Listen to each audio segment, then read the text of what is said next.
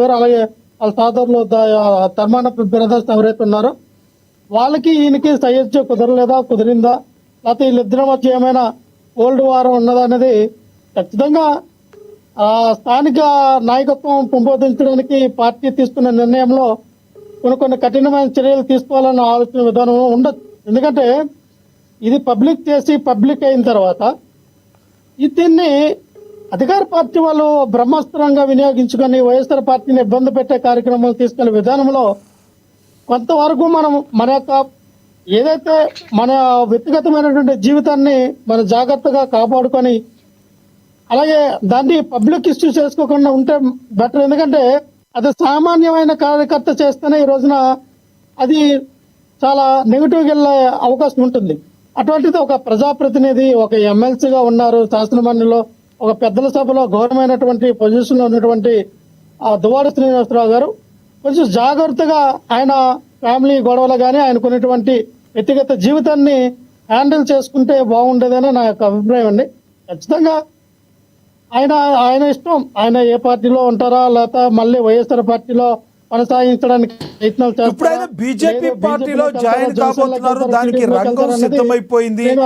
BJP పార్టీలో join కాబోతున్నారు, దానికి రంగం సిద్ధమయ్యింది. మరి నేనంటూ ఏంటో తర్వాత ఏంటో చూపిస్తాను బాహాటంగానే కూడా ఆయన చెప్పడం జరిగింది.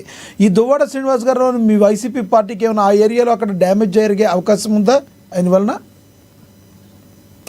ఇప్పుడు ఆయన ఏ పార్టీలోకి వెళ్ళలేదు. మేబీ ఆయన జనసేన, టీడీపీ, బీజేపీలోకి వెళ్ళి ఈ సవాళ్ళు చేశారు అనుకోండి, ఖచ్చితంగా మా పార్టీకి వీళ్ళు ఎంతవరకు ఓటింగ్ శాతం తగ్గించాలనో లేదా వాళ్ళు చేసిన ప్రయత్నంలో పార్టీ యొక్క బలాన్ని తగ్గించే ప్రయత్నాలు ఏదైనా చేస్తే దానికి తగ్గట్టుగా మీ చర్యలు తీసుకోవడానికి రెడీగా ఉన్నాం.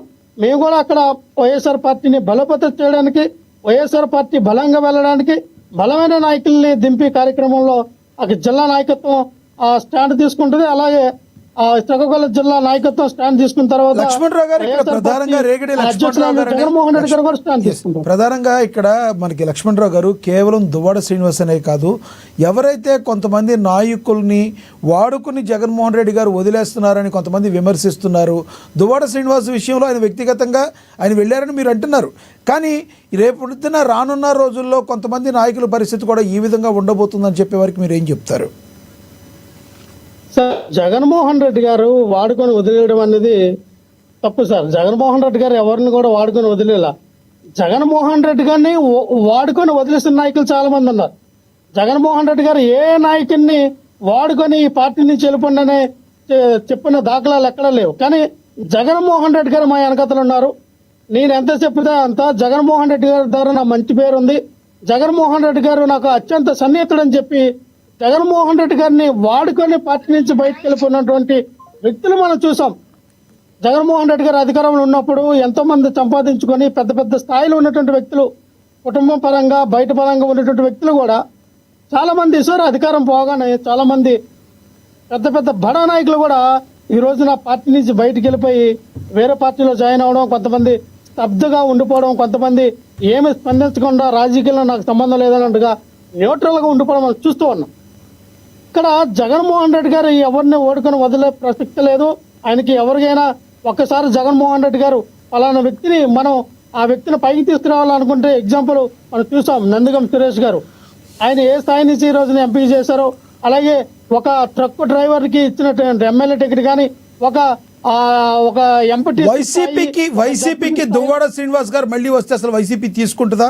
ఎందుకంటే తీసుకునే ప్రకారం ఉంటే అసలు సస్పెండ్ చేసే అవకాశమే ఉండదు. వైసీపీకి డ్యామేజ్ ఏమైనా జరిగిందని మీరు భావిస్తున్నారా దువ్వాడ శ్రీనివాస్ వలన? డెఫినెట్ గా డ్యామేజ్ అయితే జరిగింది, జరగలేదని మనం చెప్పడానికి లేదు. కానీ దీన్ని ప్రధాన అస్త్రంగా క్రెడిబిలిటీ ఉందంటారా? ఆయన క్రెడిబిలిటీ, ఆయన ఒక ఎమ్మెల్సీగా వైసీపీ నేతగా జగన్మోహన్ రెడ్డి గారు అంటే ఒక వాల్యూ ఉండే పరిస్థితి, ఆయన క్రెడిబిలిటీ ఆయన కాపాడుకున్నారా? ఆయనకి క్రెడిబిలిటీ ఉందంటారా? సార్, నిజంగానే జగన్మోహన్ రెడ్డి గారి దగ్గర శ్రీని గారికి మంచి అభిప్రాయం ఉంది. జగన్మోహన్ రెడ్డి గారు చాలా అవకాశాలు ఇచ్చారు శ్రీని గారికి. శ్రీని గారు కూడా కొంచెం ఆయన జాగ్రత్త పడి చేసుకుంటే బాగుండేది.